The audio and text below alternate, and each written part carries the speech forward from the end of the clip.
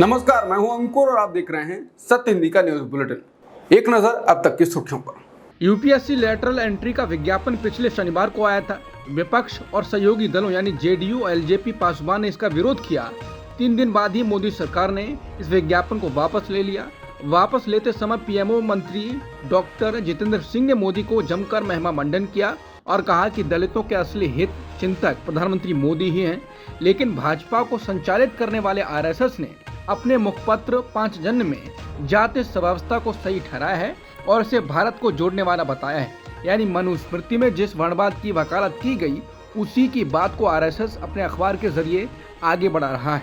मनुस्मृति कहती है कि जिसका जो काम है उसकी वो जाति है, यानी शूद्रों को निम्न स्तरीय काम की वजह से वर्ण का नाम शूद्र दिया गया है।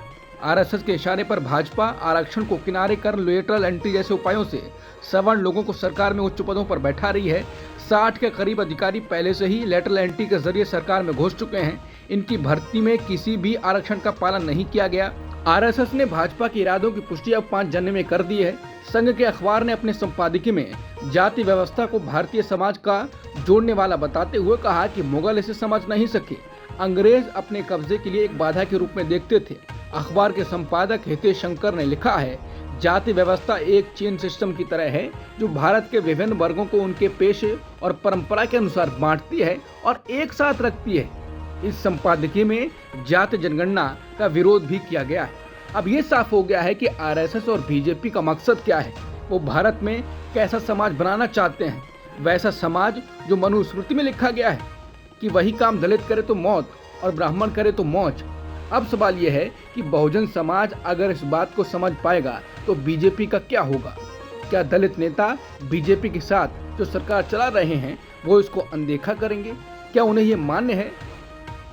मोदी सरकार में केंद्रीय मंत्री और लोक जनशक्ति पार्टी रामविलास के प्रमुख चिराग पासवान ने अनुसूचित जाति और जनजाति आरक्षण पर सुप्रीम कोर्ट के फैसले के खिलाफ दलित आदिवासी संगठनों के भारत बंद का समर्थन किया। उन्होंने कहा कि समाज के शोषितों और वंचितों के हक की आवाज बनना हमारा कर्तव्य है।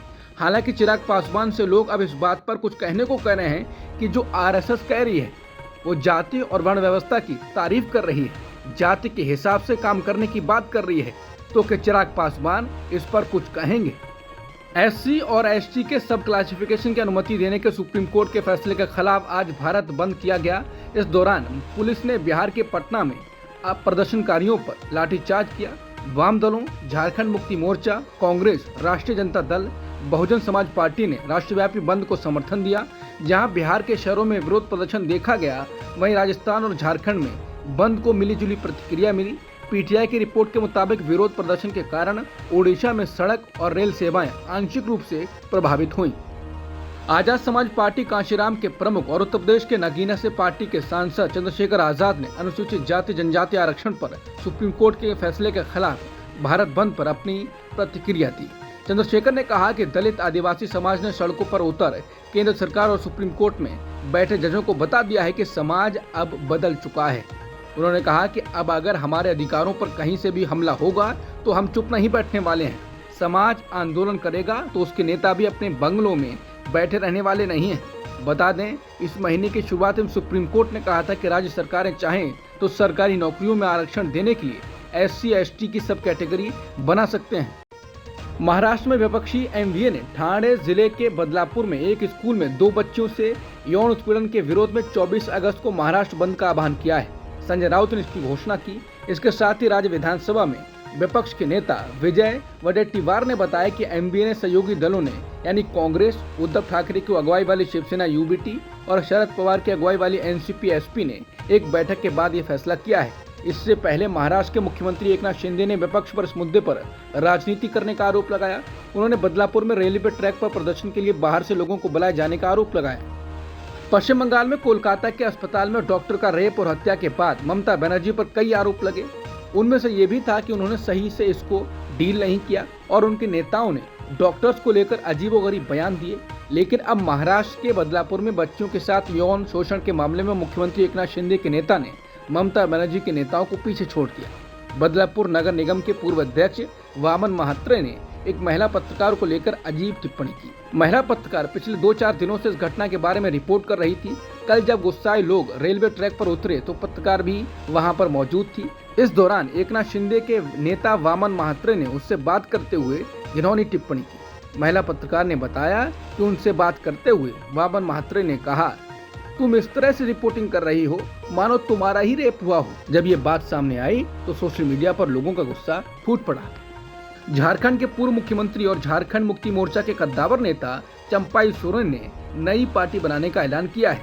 अपने विधानसभा क्षेत्र सरायकेला में मीडिया के सामने उन्होंने नई पार्टी बनाने का ऐलान किया। चंपाई ने कहा कि हम संन्यास नहीं लेंगे, हमने नया अध्याय शुरू किया है, उसका चैप्टर बदलता रहेगा। नए संगठन को मजबूत करेंगे, रास्ते में कोई दोस्त मिला तो दोस्ती करेंगे। मीडिया ने जब उनसे सवाल किया कि चुनाव को देखते हुए नई पार्टी बनाने के लिए अब समय कम रह गया है, इस पर चंपाई बोले, इससे आपको क्या परेशानी है? जब 3-4 दिन में 30 से 40 हजार कार्यकर्ता आ गए तो नई पार्टी बनाने में हमको क्या परेशानी है? अगले 7 दिन में सब साफ हो जाएगा।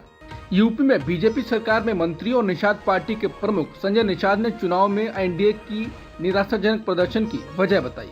मंत्री संजय निषाद ने कहा कि मोदी जी द्वारा किए गए कामों के बारे में आत्मविश्वास और जनता के काम को पूरा करने में विफलता एक बड़ी वजह थी, जिसकी वजह से राज्य में 2024 के लोकसभा चुनावों में भाजपा के नेतृत्व वाले एनडीए को उम्मीद से कम सीटें मिली।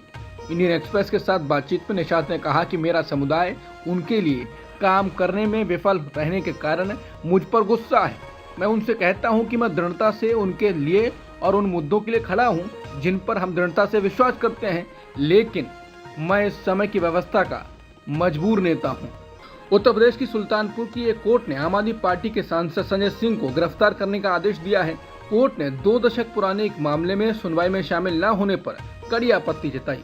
साथ ही पुलिस को उन्हें गिरफ्तार कर 28 अगस्त को पेश करने का आदेश दिया।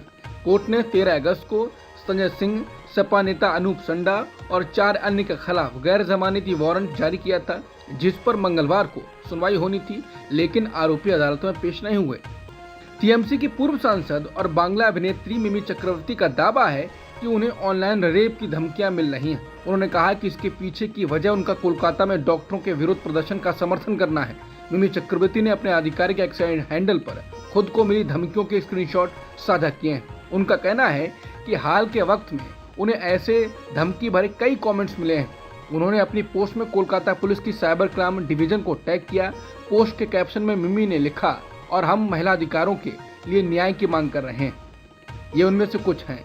भीड़ में खड़े नकाबपोश पुरुषों ने बलात्कार की धमकियों को सामान्य बना दिया है। कौन सी परवरिश और शिक्षा ऐसा करने की इजाजत देती है? केरल में मलयालम फिल्म इंडस्ट्री में महिलाओं के यौन शोषण और लैंगिक भेदभाव को लेकर आई हेमा समिति की रिपोर्ट ने बवाल काट दिया है। कल कांग्रेस नेता शशि थरूर ने सरकार को घेरा था और अब कांग्रेस के नेतृत्व वाले यूडीएफ ने केरल सरकार को आक्रामक सड़क आंदोलन की चेतावनी दी है।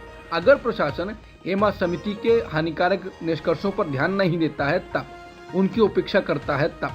तिरुवनंतपुरम में पत्रकारों से बात करते हुए विपक्ष के नेता वीडी सतीशन ने ऐसे काम करने वालों को सजा न दिलाने के लिए सरकार की निंदा की। बीजेपी नेता सुब्रमण्यम स्वामी ने पीएम मोदी से रिटायर होने के लिए कहा है, क्योंकि 75 की उम्र के बाद ये प्रथा बनाई गई कुछ सालों पहले कि बीजेपी का नेता राजनीति से कदम पीछे खींच लेगा।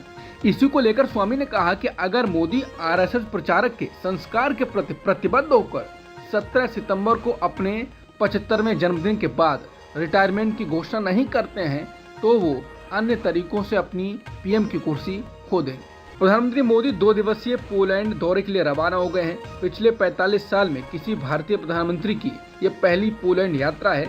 इससे पहले 1979 में मोरारजी देसाई वहां गए थे। आईसीसी के मौजूदा अध्यक्ष ग्रेग वार्कले ने पुष्टि की है कि वो अपने तीसरे कार्यकाल के लिए चुनाव नहीं लड़ेंगे, जिसके बाद भारत के सर्वशक्तिमान जय शाह का विश्व क्रिकेट के शीर्ष पद पर पहुंचना तय माना जा रहा है। बार्कले ने एक वीडियो कॉन्फ्रेंस के दौरान क्रिकेट ऑस्ट्रेलिया के अध्यक्ष माइक बेयर्ड सहित आईसीसी निदेशकों को इस्तीफा देने के अपने इरादे के बारे में बताया। हाल के दिनों में जय शाह ने उन्हें सूचित किया था कि बीसीसीआई सचिव नवंबर में उनकी जगह लेना चाहते हैं और उनके पास ऐसा करने के लिए पर्याप्त वोट है। बार्कले इशारा समझ गए और अध्यक्ष पद से हटने की घोषणा कर दी। ईरान क्या इजराइल पर हवा से नहीं जमीन से हमला करने वाला है? दरअसल यूएन में ईरान के डिप्लोमेट ने इसराइल पर हमला करने के प्लान का खुलासा किया। संयुक्त राष्ट्र में ईरान के मिशन ने कहा कि ईरान इसराइल को ऐसे समय पर और उस तरीके से जवाब देगा जिसकी उन्होंने उम्मीद नहीं की हो। उन्होंने कहा कि हो सकता है कि जब उनकी नजर आसमान और रडार स्क्रीन पर हो तो वो जमीन से चौंक जाएं, और शायद दोनों का कॉम्बिनेशन हो। इसके साथ ही उन्होंने कहा कि ईरान गजा में युद्ध विराम की वार्ता को अभी रोकना नहीं चाहता है। हिजबुल्लाह ने इसराइल पर हमले की स्पीड बढ़ा दी है। इजरायली रक्षा बलों के अनुसार हिजबुल्लाह ने मंगलवार को पूरे दिन उत्तरी इसराइल में लेबनान से लगभग 115 रॉकेट और कई ड्रोन दागे। आईडीएफ ने बताया कि उसने लेबनान से दागे गए रॉकेटों में कुछ को रोक दिया। एक 30 वर्षीय व्यक्ति घायल भी हुआ और 2 घरों पर सीधे रॉकेट से हमला हुआ। हिजबुल्लाह के द्वारा इसराइल पर रॉकेट हमले के बाद इसराइल ने हिजबुल्लाह के साथ युद्ध का संकेत दिया है। बार बार की जा रही बमबारी के बीच रक्षा मंत्री योब गैलेंट ने कहा है कि इसराइल ने गजा में अपनी गतिविधियों को कम कर दिया है और अपना ध्यान लेबनान में हिजबुल्लाह पर केंद्रित कर दिया है। उन्होंने चेतावनी दी कि इजरायली सेना अपना ध्यान गजा से उत्तरी मोर्चे पर ट्रांसफर कर रही है।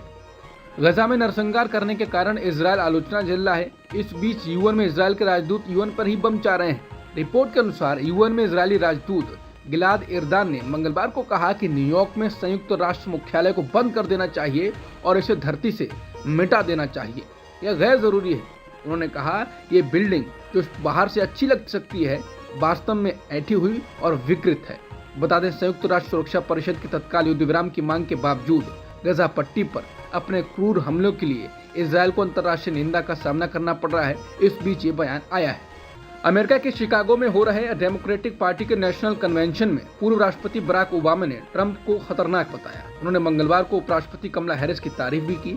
बराक ओबामा ने ट्रंप को लेकर कहा, डोनाल्ड ट्रंप ने प्रवासियों से जुड़े उन समझौतों को खत्म कर दिया जिससे हमारी दक्षिणी सीमा को सुरक्षित करने में मदद मिलती है। उन्होंने कहा कि ट्रंप ने ऐसा इसलिए किया क्योंकि उन्होंने सोचा कि समस्या को वास्तव में हल करने की कोशिश करने से उनके अभियान को नुकसान होगा।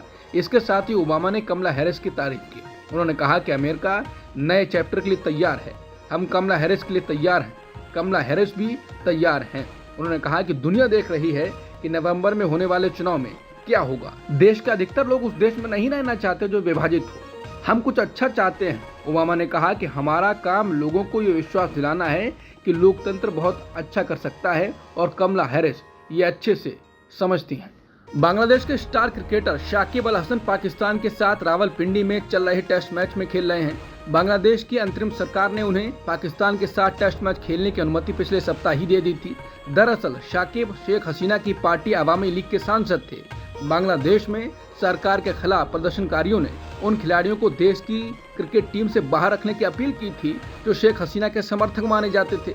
बांग्लादेश क्रिकेट बोर्ड के सदस्य रफीकुल इस्लाम ने खास तौर पर शाकिब अल हसन को निशाना बनाया था। इसके बाद हसन को टीम में शामिल न करने की मांग ने जोर पकड़ लिया था, लेकिन पिछले सप्ताह मोहम्मद यूनुस की अगुवाई में बनी देश की अंतरिम सरकार ने उन्हें देश की क्रिकेट टीम से खेलने की इजाजत दे दी।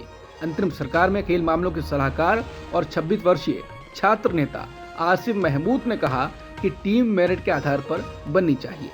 अब तक की सुर्खियों में इतना ही। बाकी खबरों के लिए बने रहिए सत्यहिंदी.com के साथ।